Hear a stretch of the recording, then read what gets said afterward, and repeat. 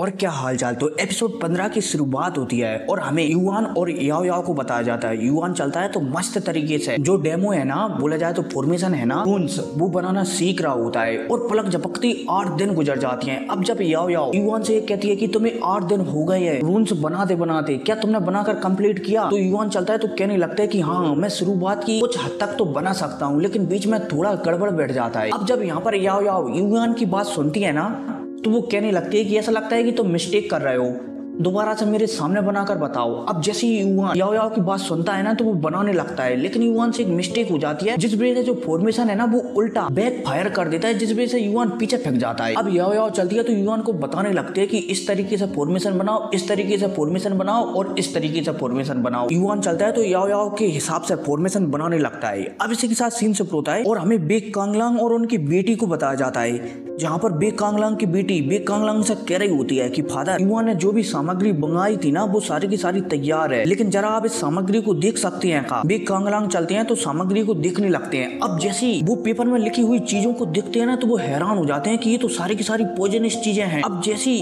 Bake कांगलांग की बेटी ये सुनती है ना, तो वो भी अपने फादर से कहने लगते हैं कि फादर, कहीं ऐसा नहीं युआन से कुछ गलती हो जाए और मेरे भाई को प्रॉब्लम आ जाए, हम ऐसा क्यों नहीं करते, हम किसी दूसरे रून्स मास्टर को क्यों नहीं बुलाते? अब जैसे ही अपनी बेटी की बात बेक कांगलांग सुनते हैं ना, तो यहाँ पर कहने लगते हैं कि मैंने बहुत सारे लोगों को यहाँ पर बुलाने की कोशिश की है, लेकिन उनमें से कोई भी मेरी मदद करने के लिए नहीं आया है, इसलिए हमारे पास ये लास्ट चांसेस है कि हमें युआन की ही मदद लेनी पड़ेगी। अब भाई साहब बेक कांगलांग की ऐसी बातें सुनकर उनकी बेटी भी सिर हिला देती है कि ठीक है डैड। अब इसी के साथ सीन शिफ्ट होता है और फिर हमें युआन को बताया जाता है, जो कि सुबह हो चुकी है और युआन एकदम मस्त तरीके से अंगड़ाई लेते हुए उठ रहा है। अब जैसे युआन उठता है ना, तो उनके सामने लियो टियो शान आ जाता है और युआन से कहने लगता है कि प्रिंस आप ये उठ गए। प्रिंस चलता है तो थोड़ा घबरा जाता है, मतलब कि युआन चलता है तो थोड़ा घबरा जाता है। यहाँ पर लियो टियो शान चलते हैं तो युआन से कहने लगते हैं कि प्रिंस, अगर कोई भी गड़बड़ हुई ना, तो मैं तुरंत आपको गोद कन्या लेकर आपके महल में वापस ले जाऊंगा, ताकि आपको प्रॉब्लम ना आए। अब भाई साहब जब हमारा युआन लियो टियो शान की बात सुनता है ना, तो वो कहने लगता है कि भैया कम से कम तुम तो मुझ पर विश्वास रखो कि मैं बेक कांगलांग के बेटे को सही कर सकता हूँ। लियो टियो शान चलता है तो कहने लगता है कि मुझे आप पर ज्यादा विश्वास नहीं है, और ये ऐसा नहीं कहा था, मतलब कि ऐसा ही कहने लगता है। ठीक है, आगे बढ़ते हैं। अब सीन शिफ्ट होता है और फिर हमें याओ याओ को बताया जाता है। युआन चलता है तो याओ याओ के पास आता है और सू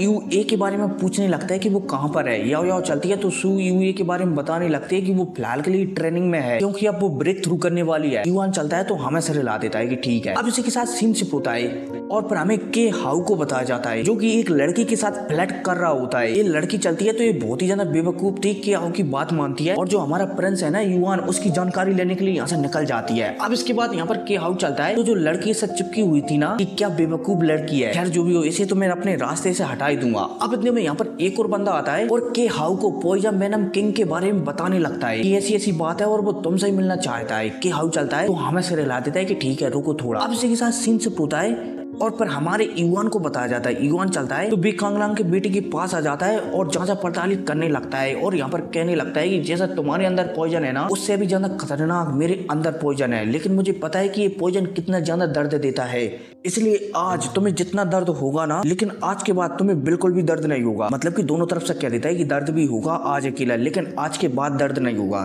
ठीक है। अब इसके बाद युआन चलता है तो एक प्लेट में जो भी दवा वगैरह है ना, उसे निकाल कर और बढ़िया से बिस्तर पर बैठकर बेक कांगलांग की बेटी की पीठ पर फॉर्मेशन बनाने लगता है। अब पलक झपकती फॉर्मेशन बनने लगता है। हमारा युआन चलता है तो 7 डॉट बनाता है, पहले रैंक 1 के, बोला जाए तो 7 फॉर्मेशन बना देता है रैंक 1 के। अब जैसे ये फॉर्मेशन बनते हैं ना सातों के सातों, इसके बाद युआन चलता है तो एक रैंक 2 का भी फॉर्मेशन बनाने लगता है। अब जैसे ये रैंक 2 का भी फॉर्मेशन तैयार होता है ना, तो युआन चलता है तो अपनी सोल पावर से इन फॉर्मेशन को सपोर्ट करने लगता है, ताकि जो पॉइजन है ना वो जड़ से निपट सके। अब जैसे युआन अपनी सोल पावर का इस्तेमाल करता है ना, तो युआन की सोल पावर चलती है तो वो बेक कांगलांग के बेटे के अंदर ही चली जाती है। अब इतने में हमें एक अलग दुनिया को बताया जाता है, जहाँ पर युआन आ गया है। अब जैसे युआन यहाँ पर आता है ना, तो जो पॉइजन वाले कीड़े मकोड़े रहते हैं ना, वो हमारे युआन के ऊपर हमला करने लगते हैं। अब जब युआन इन पॉइजन वाले कीड़े मकोड़ों को अपने ऊपर हमला करते हुए दिखता है ना, तो युआन चलता है तो अपने मैजिकल ब्रुश से इन कीड़ों मकोड़ों पर हमला करने लगता है, लगे तेरी। लेकिन इतने में युआन ने जो फॉर्मेशन बनाया था ना,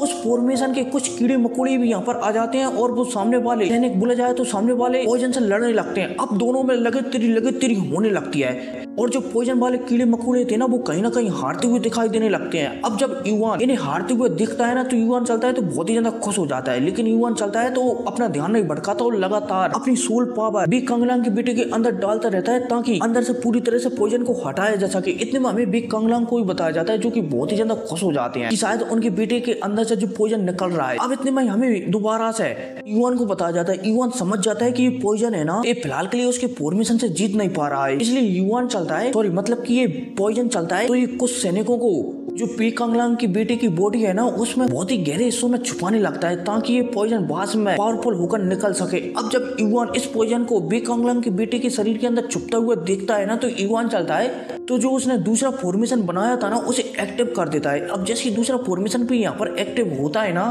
तो हमारा युवान है ना उसकी बिग कांगलांग के बेटे के शरीर के अंदर एक बहुत बड़ी आफ्टर इमेज बन जाती है। अब युवान की जो आफ्टर इमेज चलती है तो सारे के सारे पॉइजन को निकालकर बाहर फेंकने लगती है। अब जब बिग कांगलांग देखते हैं कि युवान उनके बेटे के एक एक पॉइजन को बाहर निकाल रहा है तो बिग कांगलांग और भी ज्यादा खुश हो जाते हैं और यहाँ पर कहने लगते हैं कि सच में शायद उसने सही बंदे का चुनाव किया है। अब इतने में युवान चलता है तो पूरी तरीके से जो बिग कांगलांग के बेटे के शरीर के अंदर पॉइजन था ना सारा का सारा पॉइजन बाहर निकाल कर फेंक देता है। अब जैसे ही पॉइजन बाहर निकलता है ना तो युवान बहुत ही ज्यादा थक चुका था क्योंकि युवान ने यहाँ पर अपनी हाथ से ज्यादा पावर को बोला जाए तो सोल पावर का इस्तेमाल कर लिया था, इसलिए युवान बहुत ही ज्यादा थक चुका था। युवान चलता है तो यहाँ पर बेहोश होने लगता है, लेकिन याओ चलती है तो युवान को पकड़ लेती है और युवान से पूछने लगती है कि क्या तुम ठीक हो। युवान चलता है तो हमें सिर हिला देता है कि हाँ मैं ठीक हूँ। अब इतने में हमें बिग कांगलांग को बताया जाता है। बिग कांगलांग चलते हैं तो अपने बेटे के अंदर दोबारा से पॉइजन वगैरह चेक करते हैं और जब उन्हें बिल्कुल भी पॉइजन नहीं दिखाता तो वो बहुत ही ज्यादा खुश हो जाते हैं और युवान को तुरंत जो भी युवान ने आइटम वगैरह मांगे थे ना तुरंत की तुरंत आइटम हमारे युवान को थमा देते हैं और युवान के पैर वगैरह भी पड़ने लगते हैं कि प्रिंस आपका बहुत बहुत धन्यवाद, आपने मेरे बेटे को ठीक कर दिया। हमारा युवान चलता है तो वो भी हमें सिर हिला देता है कि टेंशन मत लो, मेरी दया सभी के ऊपर है और जब तक मैं खुश जब तक मेरी प्रजा एकदम डबल खुश ये मेरी ओर से, ठीक है। अब इसी के साथ सीन शिफ्ट होता है और फिर हमें के हाउ को बताया जाता है। एक लड़की आती है जो कि के हाउ की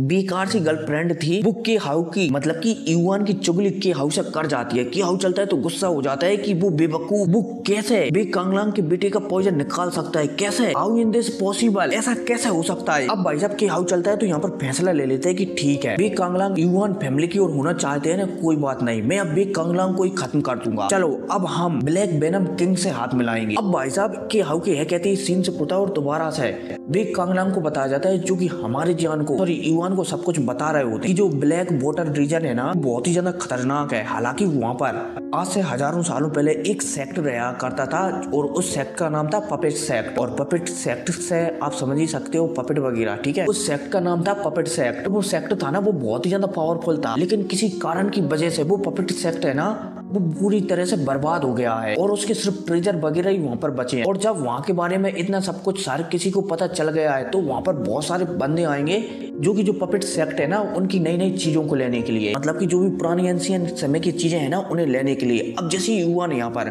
बिग कांगलांग की बात सुनता है ना तो वो हमें सिर हिला देता है कि ठीक है उन्हें तो हम देख ही लेंगे। बिग कांगलांग चलते हैं तो यहाँ पर कहने लगते हैं कि लेकिन टेंशन मत लो, वहाँ पर जितने भी लोग हैं ना उन्हें मैं संभाल सकता हूँ, ताकि उनमें से कुछ बंदे हैं जिन्हें मैं नहीं संभाल सकता, जैसे कि एक ब्लैक वेनम किंग, उसे संभालना थोड़ा मुश्किल होगा लेकिन मैं भी उसे भी संभाल सकता हूँ। अब भाई साहब यहाँ पर के हाउ सॉरी बिग कांगलांग और हमारी युवान के बीच आपस में यहाँ पर बात हो ही रही थी, तभी यहाँ पर बिग कांगलांग की बेटी आती है और बिग कांगलांग से कहने लगती है कि फादर जो के हाउ है ना वो यहाँ से भाग गया है और वो मेरे ख्याल से ब्लैक वेनम किंग से हाथ मिलाने के लिए गया है ताकि ब्लैक वेनम किंग को वो हमारे खिलाफ खड़ा कर सके। अब यहाँ पर बिग कांगलांग अपनी बेटी की बात सुनते हैं ना तो वो हमें से हिला देते हैं और युवान से कह देते हैं कि युवान मतलब कि प्रिंस आप आराम कीजिए, हम कल सुबह निकलेंगे और अब हमारी वहीं पर मुलाकात होगी। और रही के हाउ की बात तो उसे तो मैं अपने हाथों से खत्म करूंगा, उसकी हिम्मत कैसे हुई ब्लैक वेनम किंग से मदद लेने की। खैर जो भी हो, अब इसी के साथ ये एपिसोड खत्म हो जाता है, लेकिन मैं बता दूं इसका नोबल एपिसोड आएगा बहुत जल्द 24 घंटों के अंदर अंदर, ठीक है। तो मिलते हैं अगली वीडियो में, टेक केयर। और हाँ चैनल को सब्सक्राइब कर दिया करो यार, आप लोग सब्सक्राइब नहीं करते। Take care.